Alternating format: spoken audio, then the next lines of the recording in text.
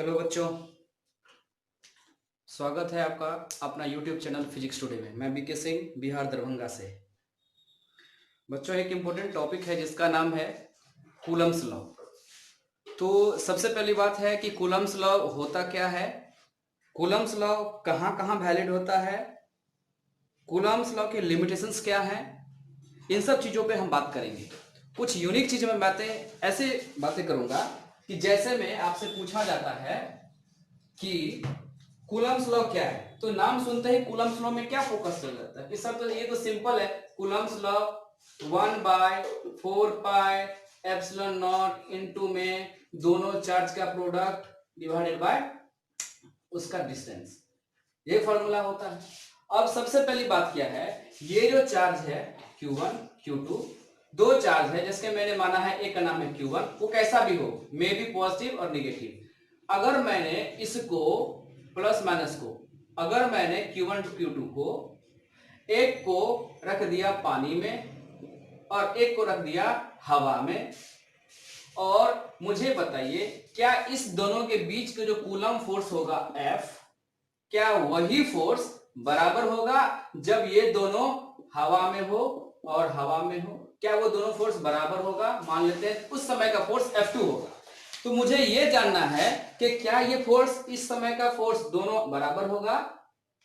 उसके बाद क्या हम कह दें हवा वाला जो फोर्स होगा, एयर वाला जो फोर्स होगा, उसमें से अगर या तो दोनों को हम पानी में कर दें या दोनों को हम पानी में, दोनों चार्ज को पानी में कर दें, क्या उस समय का फोर्स बराबर होगा? तो पहला क्या हुआ कि पहला में एक है पानी में, दूसरा हवा में, दूसरा है दोनों हवा में, और तीसरा है दोनों पानी में। तो तीन इक्वेशन है, तीन फोर्स। आप सोच के देखिए क्या ये तीनों फोर्स बराबर होंगे?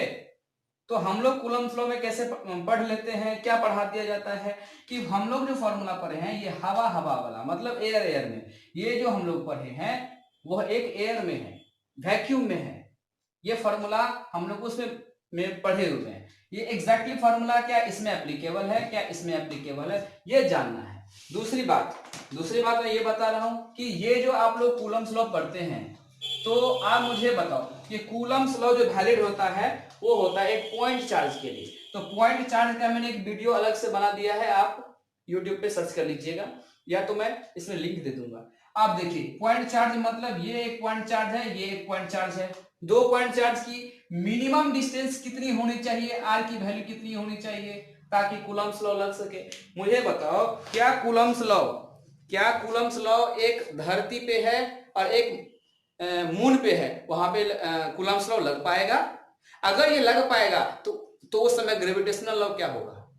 सोच के देखिए कि अगर कोई चार्ज धरती पे है या दूसरा कहां है, मून पे है, Q1 है धरती पे और Q2 है मून पे, दोनों के बीच का डिस्टेंस r है, तो मुझे बताइए क्या इस दोनों के बीच में कूलम्स लॉ लगेगा?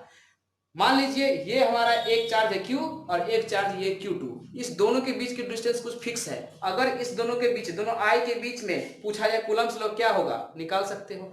मान लेते हैं कि अगर ये कूलम्स लॉ, मान लेते हैं कूलम्स लॉ यहाँ एक यहाँ है, आपको दिख रहा होगा कि नहीं पता, एकदम बहुत छोटा सा डॉट दिया हुआ है, क्या यहाँ पे वैलिड होगा?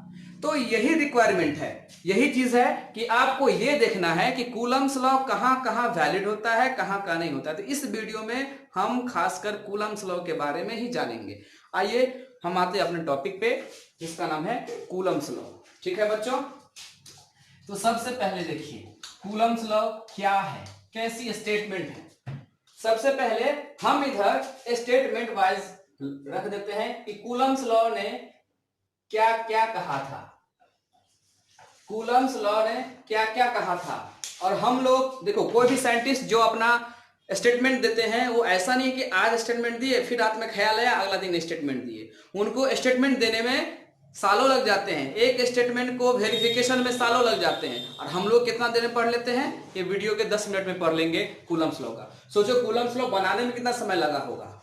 अब देखिए वापिस से आते हैं इनके स्टेटमेंट पे। कूलम्स लॉ ने कहा था कि आप सेम नेचर के चार्ज ले लो, ये पॉइंट चार्ज में कंसीडर कर रहा हूं, ये अगर हमारे पास ये चार्ज है और कोई दूसरा ये चार्ज है, मान लीजिए हमारा सेम नेचर, दोनों सेम नेचर का है, या माइनस ये माइनस सेम नेचर का है, तो सेम नेचर में जो फोर्स लगेगा, सेम नेचर में जो फोर्स लगेगा वो हो जाएगा रिपल्सन।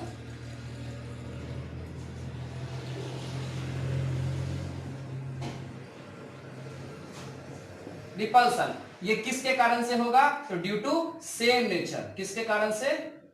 सेम नेचर के कारण से, है ना। थोड़ा स्पीड में करते हैं। सेम नेचर के कारण, सेम नेचर के कारण में क्या हो रहा है? रिपल्सन हो रहा है। और आगे देखिए, अगर एक ही दोनों में से कोई एक चार्ज को मान लेता हूं प्लस, कोई चार्ज है और कोई दूसरा चार्ज है मान लेते हैं माइनस, इसका चार्ज क्या मान लेते हैं? माइनस में। और ये जो हम दिखा रहे हैं, this is the line joining, ये क्या है? This is the line joining of a distance from charge Q1 and charge Q2. This is also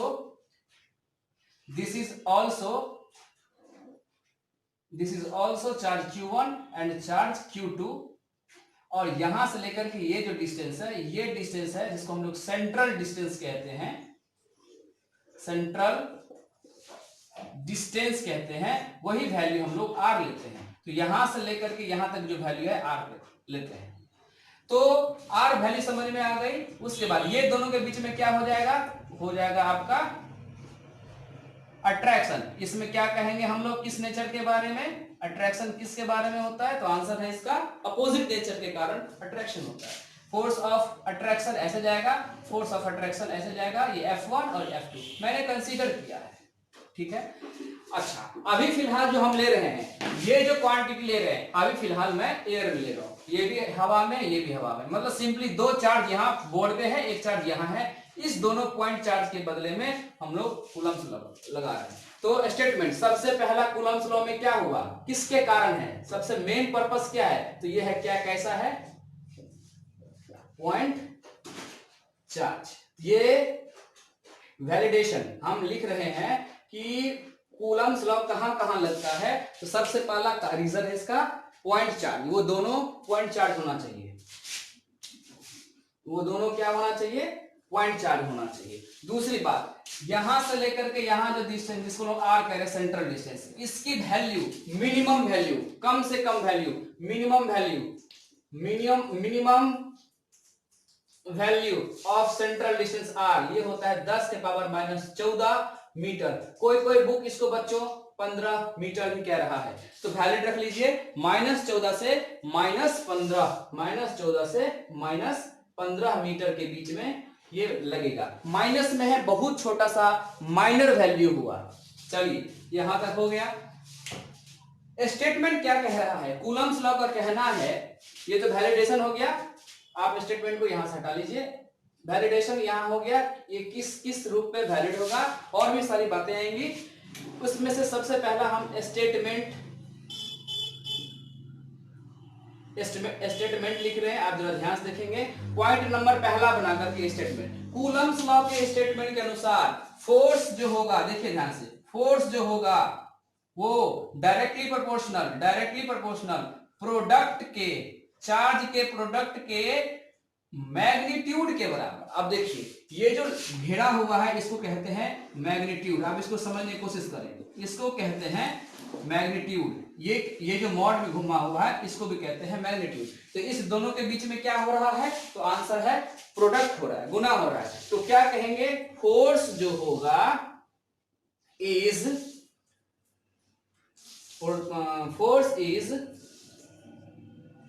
equal to product of magnitude of charge. ये अब इसको समझने की कोशिश करें। ये जो कह रहा है product of magnitude of charge, magnitude का मतलब हो गया कि इट में बी प्लस और माइनस, प्लस भी हो सकता है, माइनस भी हो सकता है, या दोनों माइनस माइनस हो सकता है, या दोनों प्लस प्लस हो सकता है। इसलिए आप मॉड लगा दो, खेल खत्म। मतलब F is directly proportional to Q1 Q2। ये कह रहा है, या तो दोनों सेम नेचर का होगा, दोनों अलग होगा, या अलग अलग होगा, उसके झंझट में नहीं पड़ना। आप मॉड लगा दो ना। आप जानते हो किसी भी चीज में, जैसे -Q1 इसको मॉड लगा दिए तो +Q1 निकल के आया ना। तो रिजल्ट देखोगे बुक में ऐसा ही दिया होगा। यहाँ किसी माइनस करके नहीं लिखा है, बुक में ऐसा ही लिखा है। एग्जैक्टली में ये मीनिंग लिखा हुआ है ये, लेकिन होता है ये, मतलब ये मॉड अंदर में कुछ भी हो सकता है। May be positive, may be negative, may be positive, may be negative. ये निकल करके बाहर जब निकलेगा तो ये मैग्नीट्यूड का काम ही वही होता है, उसको आपको पॉजिटिव कर देना है। ठीक है, यहां तक हमको समझ में आ गया। दूसरी बात, फोर्स ये हो जाएगा। दूसरा स्टेटमेंट क्या कहा था? दूसरा स्टेटमेंट कहा था कि यहां से जो यहां तक जो सेंट्रल जो है वो है इस दोनों फोर्स को सेम लाइन, मतलब एक लाइन में same line, joint lining of the forces, same, इसको क्या कहेंगे? Same joining line of forces. इसका मीनिंग समझिए। ये कहने का मतलब है, मान लीजिए कि अगर ये चार्ज Q1 है, ये चार्ज Q2 है, तो इसके बीच की जो दूरी भी होगी, कुछ भी होगी, मान लेते हैं यहां से लेकर के, हम सब आपको समझा नहीं पा रहे, मान लीजिए यहां से लेकर के यहां तक का डिस्टेंस है R, मान लीजिए R, ये वही दूरी होगा जो ऐसे करके घुमा दे, ऐसे पूरा घुमा दे तो इसकी डिस्टेंस फिर से देखिए ऐसा है। अगर हम इसको ऐसे घुमा देते हैं तो डिस्टेंस इफेक्ट नहीं पड़ना चाहिए, वो हमारा सेम लाइन में बनना चाहिए।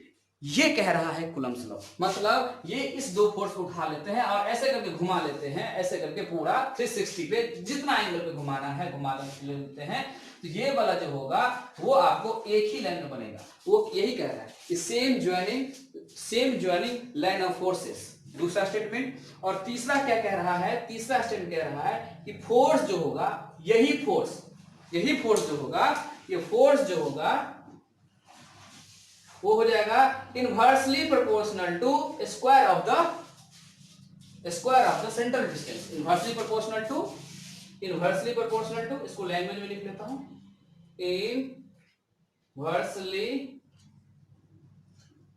प्रोपोर्शनल, मेरे पास जगह नहीं है, शॉर्ट में लिख रहा हूं, inversely proportional to square of central distance. Distance नहीं कहना, आप इसको सेंट्रल डिस्टेंस कहोगे। Central distance. अच्छा, सेंट्रल डिस्टेंस और डिस्टेंस में क्या फर्क है? मान लीजिए कोई क्वेश्चन ऐसे करके दे दिया और यहां से लेकर के यहां तक वैल्यू दे दी, तो ये आर कूलम्ब्स लॉ ने नहीं कहा था, कूलम्ब्स लॉ ने कहा था इसके अंदर सेंटर तक लेके चलिए, ये कहना था। आप अब जनरली हम लोग कैसे इस्तेमाल करते हैं, ये जो चार्ज है इसके किस पॉइंट से, इस पॉइंट से, और इसके इस पॉइंट से।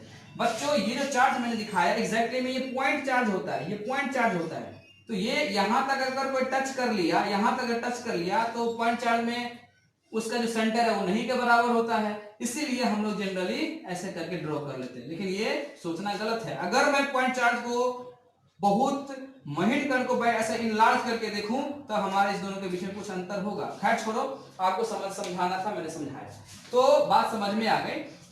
अब इस दोनों को स्टेटमेंट के अनुसार, इसके स्टेटमेंट के अनुसार कि फोर्स जो होगा वो inversely proportional to R square. Equation number 2 आप इसको कंपेयर करोगे तो F इज 1 क्या हो जाएगा यहां से Q1 Q2 upon are square. आप जानते हो कि आर स्क्वायर जब हटता है, ये डायरेक्टली प्रोपोर्शनल हटता है तो कोई कांस्टेंट टर्म देता है, तो ये वैल्यू कितनी आ जाएगी? Force is equal to K into में Q1 Q2 by R square. ठीक है, ये जो K की वैल्यू है it is a constant. K क्या है? ये है हमारा कांस्टेंट प्रोपोर्शनलिटी। इसकी वैल्यू आप लोग जानते हो कितना होता है? 9 से शुरू और 9 पे खत्म। मैंने यूनिट नहीं बनाया, यूनिट नहीं बताया, यहां से यूनिट आप निकाल सकते हो यार, यूनिट निकाल के देखो। फोर्स क्या होता है? न्यूटन। के का मान लो नहीं पता, निकालना है। चार्ज क्या होता है? कूलम। फिर इस चार्ज का होता है कूलम, और नीचे में डिस्टेंस है मतलब मीटर स्क्वायर, मल्टीप्लाई करोगे newton metre square coulomb square, के की वैल्यू ले, इसको पुट यहां कर लो। यूनिट क्या हो जाएगा यहां से? ये वैल्यू हो जाएगा 9 से शुरू और 9 पे खत्म, और इनटू में न्यूटन मीटर स्क्वायर पर कूलम स्क्वायर। के की वैल्यू आ गई। ठीक है, जब के की वैल्यू आ गई, अब हम बच्चों इसको थोड़ा थोड़ा मिटा रहे हैं। अब इसको नोट कर सकते हैं। देखिए, जब के की वैल्यू आई तो हमारे पास मेन एजेंडा क्या है? मेन पर्पस कहां पहुंचे हम लोग? कूलम्स लॉ के मेन पर्पस हम पहुंचे कहां पर? तो फॉर्मूला बना कूलम्स लॉ का, जो फोर्स है, ये जो फोर्स है, इस फोर्स की वैल्यू पहुंची, के की वैल्यू जो होती है 1 बाय, यहां पर भी लिख सकते हैं, इसकी value 1 by 4 pi epsilon nought, ये वैल्यू होती है। क्या लिखेंगे? 1 by 4 pi epsilon nought into में product of the charges by its central distance. अब इसको वैल्यू समझिए, इसके बारे में समझिए। ये r क्या है? Central distance. Central distance limitations कितनी होनी चाहिए? 10 के पावर -14 से -15, है ना, मीटर में, सेंटीमीटर नहीं, मीटर में। ये समझ में आ गया। कूलम्स लॉ कहां लगेगा? जब r की वैल्यू इतना हो तो लग जाएगा, ना ज्यादा ना कम, इसके रेंज में होना चाहिए। ये दोनों चार्ज समझ में आ गया। ये पॉजिटिव नेगेटिव कुछ हो सकता है, इसलिए हम लोग मॉड लगाते हैं। डायरेक्ट आप मॉड नहीं लगाओगे, ऐसे नहीं लगाओ, Q1 Q2 नहीं लिखोगे। आगे 1/4 पाई एप्सिलॉन नॉट, ये जो वैल्यू है इसको आप समझने की कोशिश करें। ये 4 पाई जो है वो कांस्टेंट टर्म है। ये पाई की वैल्यू जो होती है आपको पता होना चाहिए, ये पाई की वैल्यू आपको पता होना चाहिए 8.854। अच्छा, उसके बारे में हम चर्चा करेंगे। आप जरा देखिए, ये जो पाई है ना, जिस तरह हम लोग ABCDE ऐसे जेड तक लिखते हैं, तो ये हमारा अल्फाबेट है इंग्लिश का। अगर मैं तुमसे पूछूं डी कितने नंबर पे है, तो 1 2 3 4, मतलब हमारा ABCD 4th नंबर के अल्फाबेट पे आता है। उसी तरह ग्रीक शब्द में क्या होता है, ये जो वैल्यू ये है इसका नाम है इप्सिलॉन। इप्सिलॉन ये भी अपने नंबर में, ग्रीक जहां लेटर चलता है वहां पे ये भी अपने 5th डिजिट पे आता है, 5th नंबर पे, ये 5th पोजीशन पे आता है। जिस तरह से हमारा ABCD D नंबर पे, C हमारा 3 नंबर पे, E हमारा 5 नंबर पे, उसी तरह ग्रीक शब्द में ये जो वर्ड है जिसका नाम है हम लोग इप्सिलॉन। जनरली हम लोग भाषा में क्या पढ़ते हैं, इसको क्या कहा जाता है? Epsilon, epsilon, epsilon. ये गलत वर्ड है, इस पर थोड़ा ध्यान दीजिए। This is a epsilon. Epsilon का मतलब होता है परमिटिविटी, इसको क्या पढ़ते हैं? परमिटिविटी, है ना। अब इस परमिटिविटी का मीनिंग क्या होता है जो मैं बताने वाला हूं, उसको आप ध्यान से देखिएगा।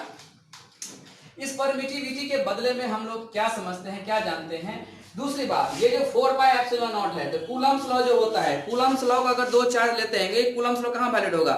ऊपर नीचे कैसे भी घुमाओगे, कितना डिग्री पे? तो 4 पाई। पाई की वैल्यू आपको पता है, इस पाई की वैल्यू आपको पता है कि पाई की वैल्यू कितनी होती है? 180 डिग्री। और यहाँ पे 4 पाई कर लें, मतलब कितना हो जाएगा? 180 को 4 से गुना करो, मतलब 2 इंटू में 360, मतलब ये 720, मतलब समझ में आया? 360 का दुगुना, कहीं भी ले लो। 360 मतलब पूरा स्फीयर, इसका 360 मतलब इसके चारों ओर ऊपर नीचे, इसका ट्वाइस वैल्यू भी होगा, वहां भी वैलिड हो जाएगा कूलम्स लॉ। ठीक है, यहां तक समझ में आ गया। देखिए, आप देखते रहिएगा। तो के की वैल्यू समझ में आ गई। दूसरी बात है, अब हम लोग थोड़ा सा परमिटिविटी पे चर्चा कर लेते हैं। ये जो हम लोग लेते हैं एप्सिलॉन की वैल्यू, ये एप्सिलॉन जो है इसका नाम है परमिटिविटी।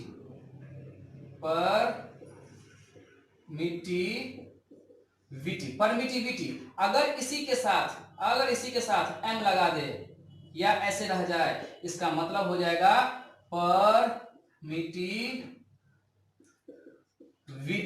ऑफ m लगा है ना, इसको कहेंगे मीडियम। ये मीडियम कुछ हो सकता है, इसके साथ खाली लगा हुआ है, इसका मतलब परमिटिविटी ऑफ फ्री स्पेस। ठीक है, अगर इसी के साथ लगा हुआ है एप्सिलॉन r, इसको कहेंगे परमिटिविटी ऑफ, ऐसे डायरेक्ट रिलेटिव परमिटिविटी,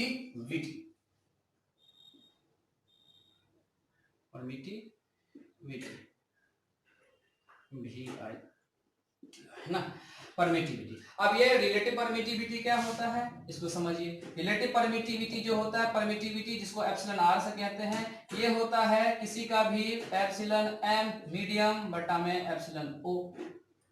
अब एप्सिलॉन o बाई ये रिलेटिव परमिटिविटी आपको याद रखना है। यहां से रिलेटिव परमिटिविटी m की वैल्यू निकालें बाय क्रॉस मल्टीप्लिकेशन से, एप्सिलॉन r इनटू में एप्सिलॉन o।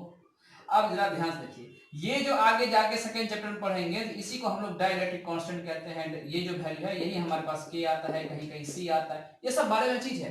ये जो हमने k लिखा है ना, ये वही k है यहाँ पे। आप गौर से देख लें कि वही वैल्यू k है, जिसका मतलब एप्सिलॉन r के बराबर है ना। तो जितना इसके डिटेल में चलोगे बहुत कुछ नया चीज मिलेगा। तो यहाँ तक समझ में आ गया। अगर यही कूलम्स लॉ, यहाँ तक समझ में आ गया, यही कूलम्स लॉ अगर हम लोग चले, कूलम्स लॉ किस में चले भाई? फोर्स में चले। कूलम्स लॉ किस में चले? लिक्विड में चले। कूलम्स लॉ किस में चले?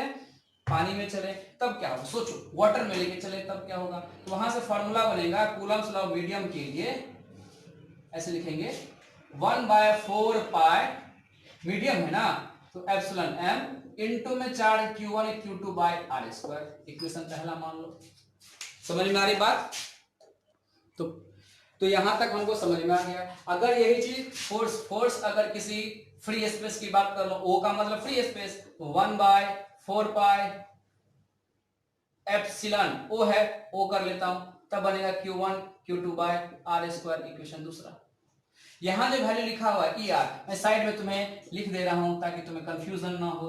मतलब ई एम बाय ई ओ। यहां तक समझ में आ गया? चलिए अब इसको मैं मिटा दे रहा हूं। देखिए यहां तक क्लियर हो गई बात। परमिटिविटी, अब हम दोनों को डिवाइड करते हैं, मतलब पहला डिवाइडेड दूसरा, डिवाइड करो क्या हो जाएगा कि फोर्स ऑफ इतना बटा में फोर्स ऑफ इतना बराबर क्या हो जाएगा। अगर हम इसको चर्चा करें, देखिए 1/2, तो हमारे पास 1/4 पाई एप्सिलॉन मीडियम इनटू में Q1 Q2 by R square divided by 1/4 pi epsilon O Q1 Q2 by R square. क्या कट रहा है बच्चों? ये कट रहा है, कट रहा है, ये तो कंप्लीटली कट रहा है। यहां पे क्या बचेगा? 1/एप्सिलॉन मीडियम 1 बटा में एप्सिलॉन ओ। समझ में आ रहा है? यहां पे दिक्कत कर रहा होगा तो 1 बटा में एप्सिलॉन एम, ऐसे तो कर सकते हैं 1 में ये। अब इसका मतलब हम तो बचपन में सीखते हैं 1/एप्सिलॉन एम, और इंटू में ये क्या होता है, भागा इंटू में चेंज हो जाता है, नीचे वाला ऊपर चल जाता है, मतलब क्या हो जाएगा एप्सिलॉन ओ बटा में एप्सिलॉन। अच्छा गौर से देखिए, यहां पे फोर्स क्या है? मीडियम, मतलब क्या है?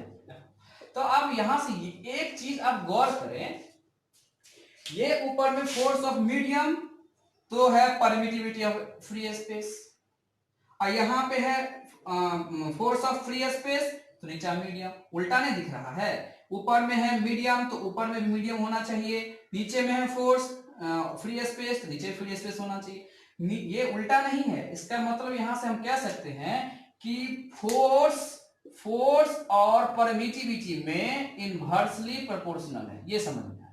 मतलब आप जितना फोर्स लगाइएगा परमिटिविटी उतना कम लगेगा, ये जितना लगेगा, ये जितना ज्यादा होगा वो उतना लेस होगा। या उल्टा कर लो, ये जितना मोर होगा वो उतना ये लेस होगा। ओवरऑल तो मीनिंग समझ में आ ही गया होगा।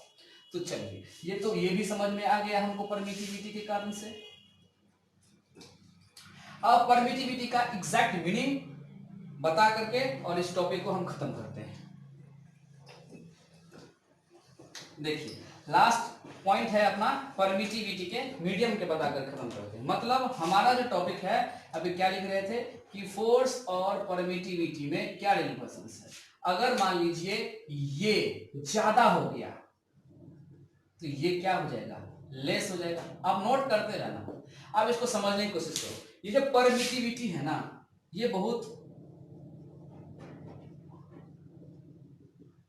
शानदार चीज है, इसको समझिए। परमिटिविटी का मतलब हुआ कि मान लीजिए ऐसे करके कि यहां से 10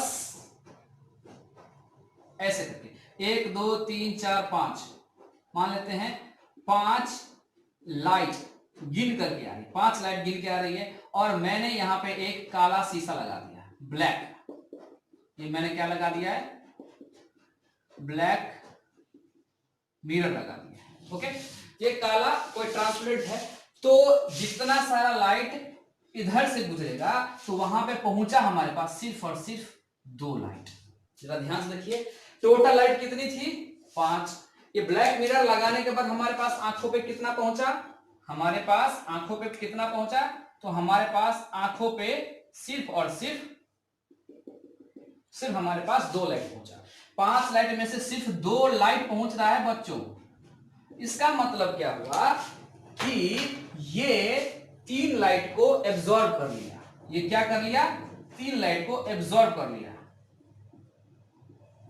3 लाइट को एब्जॉर्ब कर लिया। इस 3 लाइट को एब्जॉर्ब करने का कारण क्या बन रहा होगा?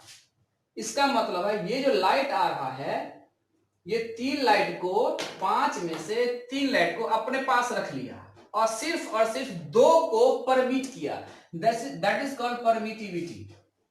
परमिटिविटी समझ में आया? परमिटिविटी मतलब हुआ कि 5 लाइटें आ रही है और सिर्फ वहां तक पहुंचा 2 लाइट। तो ये मत समझिए कि इसने मतलब 2 लाइट को सप्लाई किया है, इसके अंदर जो परमिटिविटी है वो 3 है। ओरिजिनली में इसकी परमिटिविटी 2 नहीं है, इसकी परमिटिविटी 3 है। तो हम लोग कहते हैं permittivity of light, permittivity of medium. अब सोचिए, मैंने स्टार्टिंग में कहा था कि एक को पानी में रख देते हैं और एक को हवा में रखते हैं। तो याद करें, ये चार्ज, इस चार्ज के अंदर, पानी के अंदर जो परमिटिविटी होगा वो खींच लेगा फोर्स का, तो इसके अंदर तो नहीं खींच पाएगा। तो ये फोर्स एक दूसरे में कुछ अनबैलेंस फोर्स क्रिएट करेगा। अगर कोई फोर्स एयर में हो, कोई दूसरा फोर्स एयर में हो, वो समान फोर्स लगाएगा। अगर वही फोर्स दोनों पानी में हो तो वो भी समान फोर्स लगाएगा। समझ में आ गई बात है? लेकिन अगर कोई मीडियम चेंज कर देते हैं, अलग अलग मीडियम में हो, तो दोनों अलग अलग फोर्स लगाएगा। अलग अलग फोर्स लगाने के कारण है वहां उसका मीडियम क्या है। यहाँ पे इसका मीडियम कौन है? ये मीडियम यहाँ बन रहा है, जिसमें से इसने कितने परमिट किए? इसने परमिट किया मात्र 2। तो इसका ओरिजिनल परमिटिविटी कितना हुआ? इसका परमिटिविटी 3 हुआ, लेकिन हम लोग क्या सोचेंगे, मेरे पास तो 2 आया। लेकिन हम जो परमिट कर रहे हैं दैट इज मीडियम, हम लोग निकालते हैं परमिटिविटी। यहाँ मीडियम कौन है? मीडियम कौन है? Black mirror. तो इसका परमिटिविटी हुआ 3। परमिटिविटी का मतलब समझते हैं जो आ गया, ऐसा नहीं होता। परमिटिविटी मतलब ये हुआ कि इसने जितने दिए, मतलब इसने कितने दिए? 2, तो इसके पास रहे कितने? 3, तो इसका परमिटिविटी 3 हुआ। परमिटिविटी का मतलब समझ में आया कि नहीं आया? तो ये चीज सीखना था, परमिटिविटी जिसका नाम एप्सिलॉन से कहते हैं, वैल्यू भी बता दिया। कूलम्ब्स लॉ यही स्टेटमेंट है। फिर हम लोग एक नया चीज, नया पॉइंट के साथ नया वीडियो लेक्चर मिलेंगे। धन्यवाद।